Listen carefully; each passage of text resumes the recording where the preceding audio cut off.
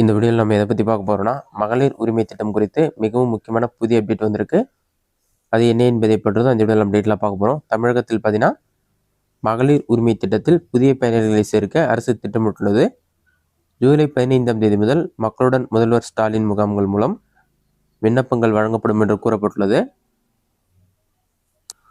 மக்களுடன் முதல்வர் ஸ்டாலின் என்ற புதிய திட்டமானது நகர பகுதிகளில் பார்த்தீங்கன்னா 3768 முகாம்கள், கிராம பகுதிகளில் 6232 முகாம்கள் என்று மொத்தம் 10,000 முகாம்கள் நடைபெற உள்ளது.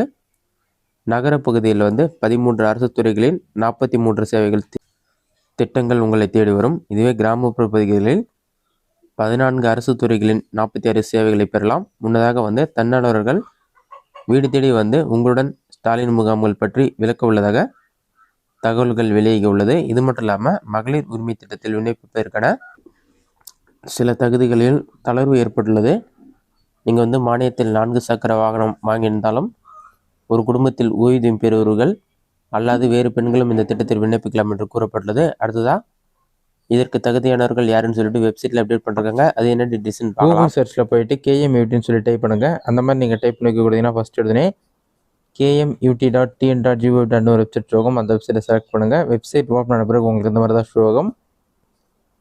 இதிலே பார்த்தீங்கன்னா கலைஞர் மகளிர் உரிமை திட்டம் சொல்லி கொடுத்துருப்பாங்க. டாப்பில் 3 லைன் இருக்கும். அதை கிளிக் பண்ணுங்கள்.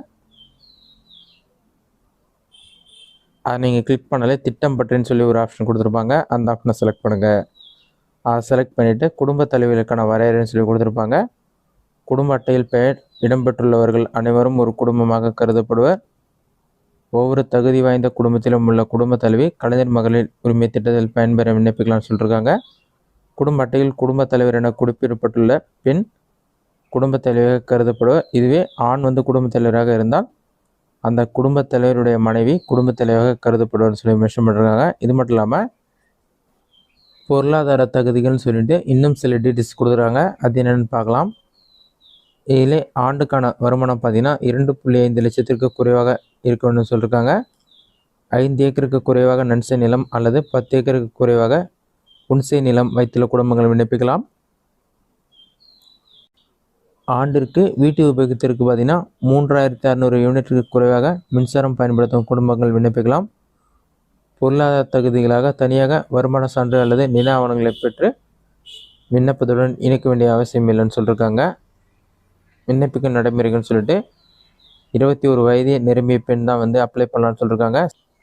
செப்டம்பர் 15, 2002 தேதிக்கு முன்னர் பிறந்தவர்கள் விண்ணப்பிக்கலாம்னு சொல்லி மென்ஷன் பண்ணியிருக்காங்க. அடுத்ததான் யாரெல்லாம் இதற்கு விண்ணப்பிக்க தகுதியற்றவர்கள்னு சொல்லிட்டு அதற்கான லிஸ்ட்டும் வெளியிட்டிருக்காங்க. அது என்னென்னு சொல்லி பார்க்கலாம்.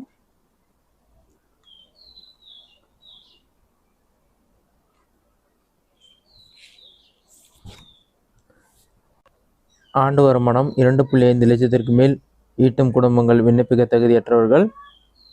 அடுத்ததாக குடும்பத்தில் ஆண்டு வருமானம் ரூபாய் 2.5 லட்சத்திற்கு மேல் ஈட்டி வருமான கணக்கு தாக்கல் செய்பவர்கள், வருமான வரி செலுத்துபவர்கள் அதற்கு தகுதியற்றவர்கள் சொல்லியிருக்காங்க. அதேமாதிரி தொழில் வரி செலுத்துபவர்கள், ஓய்வூதியம் பெறுவர்கள், ஊராட்சி மன்ற தலைவர்கள், உறுப்பினர்கள், சொந்த பயன்பாட்டுக்காக கார், ஜீப், டிராக்டர், கனரக வாகனம் வைத்திருப்பவர்கள், GST செலுத்துபவர்கள் இவர்கள் எல்லாமே இந்த திட்டத்துக்கு தகுதியற்றவர்கள் சொல்லி மென்ஷன் பண்ணியிருக்காங்க.